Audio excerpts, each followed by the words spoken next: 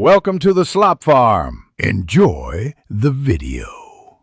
You begin by choosing one clear audience and validating demand. This saves wasted effort later. Make 5 pilot videos to test topics, formats, and retention.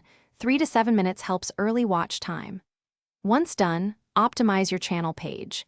Keyword-rich title, 3 playlists, and consistent thumbnails so viewers know what to expect. You should upload at least twice in the first 2 weeks to gather data. Then review watch time and engagement to decide which angle to scale. Once you have pilots, double down on optimization. Use clear keywords in the title, 3 targeted tags, and a detailed description of 200+ words that answers search intent. Make the hook strong in the first 15 seconds, add chapters, and include CTAs that boost watch time, because watch time drives recommendations.